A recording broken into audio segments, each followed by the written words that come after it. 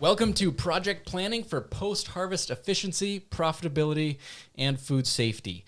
This session is going to go through a virtual tour of farms to give you an example of what different pack sheds or redesigns might be. So let's get into it. The first example is from Footprint Farm, and they were a new construction of a barn house. Here in their planning, they started with a top-down Google view. Well, they didn't start, but we're starting with planning about where the product is coming out of the field and into the wash pack space. So this is important to step back as you're thinking about your site plan. If you're figuring out where to even put your wash pack space, it often helps to zoom out and see where it might make sense. Where are those other things like wells and driveways and septic systems, and where's power or water coming in? All important things to consider. Here the produce is coming in from the fields to the north towards the building on the south. They go in the left or the west side and out on the east. It's hard to underestimate the importance of actually getting up above Google Earth view, look down on your property. As a grower, you're day in, day out, many hours down on the field in the pack house, moving product. You have blinders on pretty much. And this very simple step of sort of looking down on your property from far above and thinking about general flow is going to really help set the stage for your more detailed planning as you come down to earth. This next photo shows that the fields are to the left. The products come in on the right side of the building. Farmers live up above, and they do some outdoor washing outside. Here we're getting in a little bit closer. You can see the covered porch area on the left we were talking about, and that header for a future roof over the concrete apron on the right. You can see it's a little bit of a mixed-use space. They've got the grill there in addition to the root washer, but those can all be moved around and set up for the appropriate job at the appropriate time. Like here, they're set up for washing bins and totes. So under the covered area on the left here that is not on a pad, you can also see that there's a place for hanging up rain gear, for example. So again, thinking about the flow of people, that's a people door, and there's a place that is convenient for folks to take off rain gear and hang it up to dry, et cetera, before heading into the building. And here's a shot of inside their wash pack space, set up with a place where the tomatoes are set up. And now they've got a couple different tables in there for packing things out. And their washing space kind of happens to the left of this photo inside a garage door. And the cooler is to the right where product gets stored. It's good to point out in this picture, too, that this is a big project. They made some amazing improvements and, again, kept a pretty blank slate. And this is staged in the sense that the storage and flow of packing materials hasn't been dialed in quite yet. It's just important to keep in mind that these big projects aren't always completely done right from the start.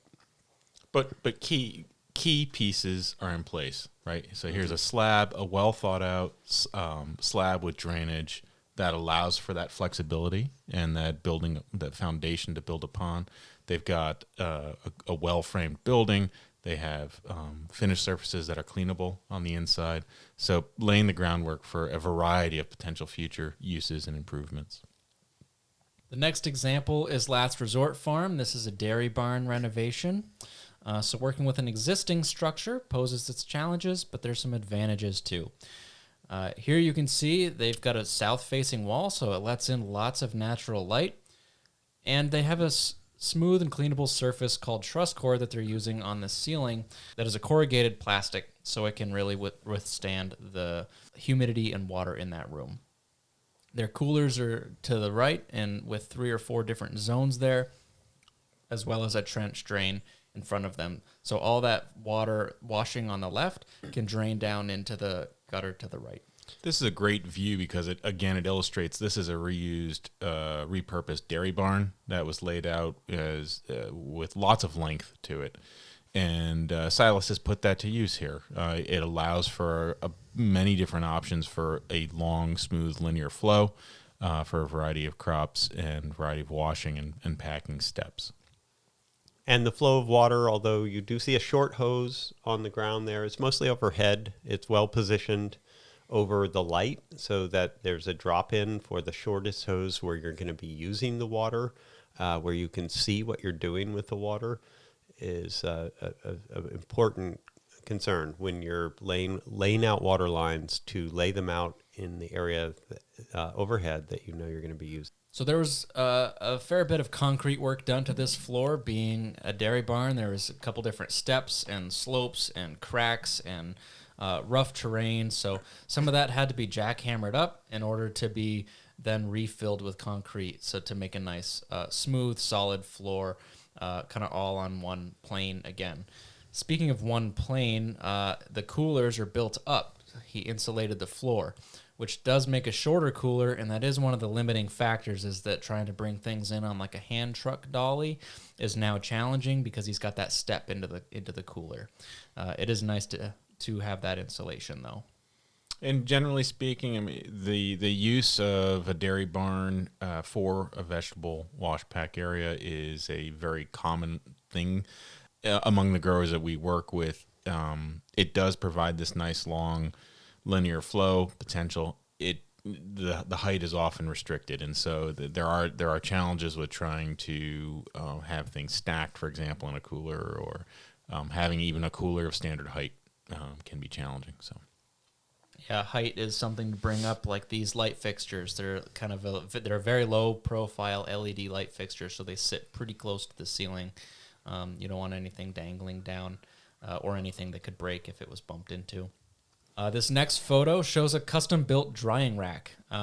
This drying rack he built to dry out the harvest containers. You can see a box fan on the right, and it's a rather simple, cheap thing he built on wheels so he can shove it out of the way when not in use.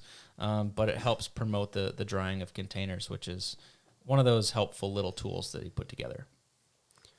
Drying of containers is essential risk reduction as well. The cleaning is obviously important, rinsing, and then drying adds that extra step of dehydration to the surface, which promotes or prevents bacterial growth.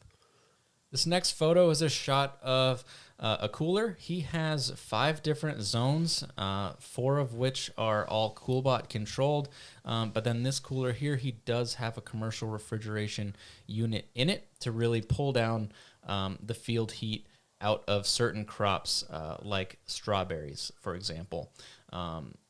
So this cooler is the one that can really remove heat when you need it. There's now shelves in this cooler to get that product up off the floor. But you can see even in the interim during construction, it was still useful, and labeling with masking tape was a simple way to keep things organized.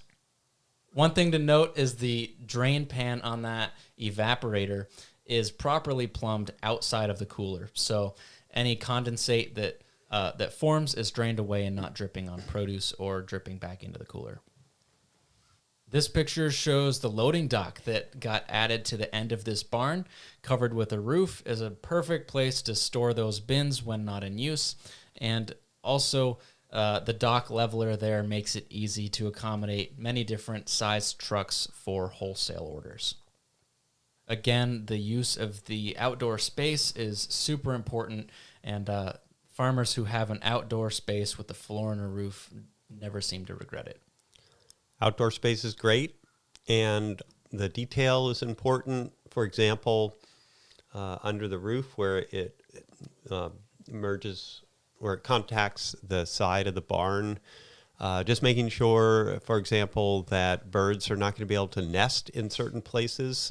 If you know you want to store bins there, and then you inadvertently create a great nesting spot for several birds' nests above, you're going to have to fix that problem later on. One thing we've seen that's been effective is using bird netting on the bottom of rafters. So in this case, just under the 2x4s being used for the roof rafters there. Adding a loading dock with all that concrete work and the dock leveler itself is pretty darn expensive, but it really enabled production for this farm, because otherwise they had a very narrow door with several steps getting in and out. And this allowed them to wheel stuff out on a ramp and load right into a van or a truck with not having to walk downstairs, which is great. I remember too, during the planning process, there was a real desire to come out of this long linear flow inside, and the thought was, can't we just go right out the end of the barn that we're seeing here and continue straight to load right a truck? into the truck, yeah. And what you're not seeing in this image is there's actually a fair bit of other activity that's just to the left of this picture, including we can see a drive there. And apple trees. Trees, yep. And there's a residence not too far away, if I remember correctly. Right. So, it's a case of getting a loading dock with a little bit of a compromise. You do need to take a turn right as you go outside. But the key is you now have a straight shot onto the truck after you make that turn. I also remember early in the process, they were thinking about this south-facing wall as, or southwest-facing wall, I think it's south-facing wall, as a potential for a dock. And what that did to the flow was, that all of a sudden they lost this bright open window, long window space for moving produce through.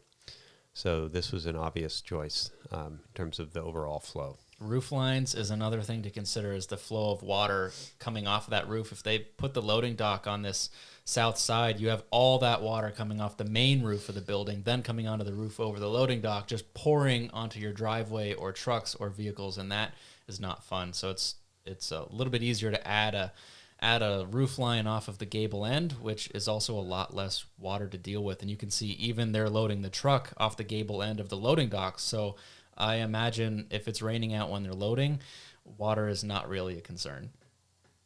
Stepping back inside for a minute, here's a close-up shot of their gutter drain and the cooler door step that we were talking about earlier. One thing that might be upgraded in the future is a drainage grate that is a little bit more coarse. I remember him saying that running wheels over these long slats were a bit rough, but doable, and that's what they had, so they made it work for now. The next example is Route 5 Farm. They had a pole barn renovation that they then added onto. So they had the basics of a pole barn laid out, and when they decided they wanted to turn it into a nice wash pack space, they decided they wanted to go out in both directions, adding some covered space to the north and to the east, adding a porch, adding some roof line, which is what you see here. So the original building is the sided, red painted portion of what we're seeing in this picture. Yes. Stepping inside is completely open. Almost nothing is fixed. The only fixed thing in here is the cooler, which you cannot see to the left, and a hand washing sink and a fixed 3-bay sink behind where this photo was taken. Everything in here, you can see a rolling table, a green spinner, a couple of bulk tanks for washing greens. There's a sorting table on the other side of that storage cabinet. Everything is off the ground and on wheels, including the U-boat where they move around the totes of product. You can see a dolly on the floor as well where they move the totes on the dollies. And this makes it super easy to wash the floor. There's no hidden corners underneath that cabinet or behind that table. They can roll stuff out of the way to keep that floor super clean and super modular. So if they're packing one crop that needs a certain table or dunk tank layout, that's great, and they can totally mix it up for the next crop to be the most efficient packing line as possible. This is an example of a very cleanable floor. Having a trench drain in there makes it real easy to just hose it down and spray it out. This photo also shows dedicated welded stands for their vegetable washing tanks. These were custom welded, and they're strong enough that even when they're full of water, they can get a pallet jack under them and move them around. So that is really ideal. As you can see, they're also used to keep those tanks up off the ground while the bins are drying out during when they're not in use. Another thing to think about with Route 5 is that Here's an example of a space that is actually made as a dual purpose for food processing. They make kraut in this kitchen, separated in time, and this is the kind of work, the kind of finish detail, the walls, the ceiling, and they actually have running hot water and a drain that goes to a septic. That's what you need for food processing, the license that would be required for that extra step. Whereas if you're just running produce through a system like this, none of that would be needed. This photo is taken from the outside on that concrete apron that's covered. You can see they really utilize the space for their storage containers, keeping them out of the elements and covered. They can move them around via pallet jacks or on dollies, which is super great, and you can easily figure out which bins are clean or dirty. They have an up or a down system, so if the crate is up, it's assumed to be dirty. If it's upside down, it's assumed to be clean. So that's one thing that the crew doesn't have to think about. They know if the stack is upside down, that they're clean and ready for use. Here is Danielle showing off that even her storage cabinet is up on wheels. They made the realization that the storage cabinet really needed to be in here where they're packing. It's where they keep their labels and their rubber bands and all those other packing accessories that they need. They used to keep it in the loft upstairs of this space, and they found they were always running up and down to get supplies. So this allows them to bring those supplies down here where they need it, but they can shut the doors to keep the water out, and they can move it around when needed. And that also is a great example of a multi-use space where there's a separation in time, a clean break, and they're resetting up to run kraut through that, and all of their pack out labels and things they might need for that process may also be in there. Also a great example of thinking about flow of people by moving some things around. So, they identified that they were wasting steps and wasting time by going upstairs to get stuff that they could actually bring to a place where it's being used, and keeping it on wheels to then move it back out when it's not being used. Big doors let in a lot of light, a lot of airflow. She makes the comment that this is a place that the crew can get protection under when a thunderstorm rolls through, which is just one of those extra benefits of having covered space. This whole space was actually designed in part by the crew, and that's a really key point. I actually walked in on one of their design sessions, and I actually was coming to visit the farm, and I came in, and this is a picture that I took when I came in. I had no idea what was going on. I walked in, it's like, okay, the whole crew's here, but they're sitting around, and what are they doing? They had like these papers out, and they're pushing these little cutout pieces around these blank floor plans, and then the board on the side was listing, some of the key things that were getting in the way for the crew, and apparently they spent an hour or two once a week doing this kind of work, and really has gone a long way to keeping that crew on board, coming back year after year. I suspect they still do it. I think they do. Even though this has been built, this is the type of culture where they revisit that on a regular basis. Again, emphasizing Andy's earlier point about the continuous improvement principle of lean. Hopefully these examples helped you learn about what lean actually looks like in a wash pack system.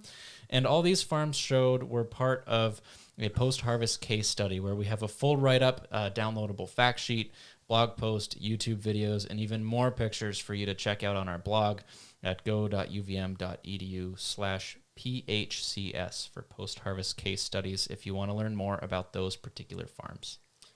Case studies are great too, and it's important to realize that no case study is the same. That's why it's a case study. And what that means in terms of your planning is that your situation is unique.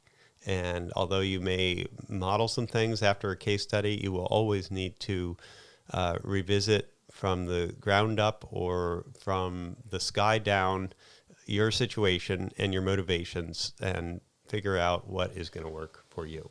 These case studies go into more detail to help frame the picture. They explain how many acres they're growing, what their main crops are, who they're selling it to, because all those have a big impact on the type of building that works for them. So lots more information to check out there. I also just want to thank the growers that are featured in these case studies. They open their doors to us without even blinking an eye, and are just always so happy and willing to share what they've learned, their successes, their challenges, where they've stumbled, what they wouldn't do again. These folks are just amazing colleagues to work with, and really appreciate them giving all they've given, so that we can incorporate it here into this recording and share it with all of you. So if you see these folks out in the world, give them a big thanks. Thanks for watching this session of Project Planning for Post-Harvest Efficiency, Profitability, and Food Safety. We hope you're getting a lot out of it and learning things that you can apply to your farm. If you did learn something and do implement something on your farm, let us know. Or if you have a suggestion or a comment of something you've done, we'd love to hear it. So go ahead and comment below or send us an email at producesafety@uvm.edu. Thanks for watching, and I hope you watch the next video.